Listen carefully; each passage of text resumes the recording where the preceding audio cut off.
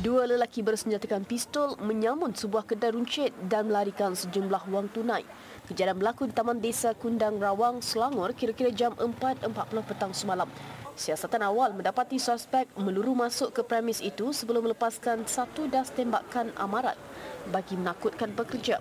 Suspek kemudian mengambil sejumlah wang tunai di kaunter bayaran sebelum melarikan diri dengan kenderaan yang diletakkan di luar kedai.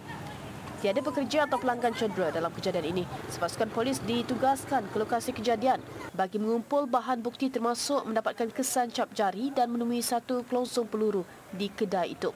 Jumlah kerugian masih disiasat.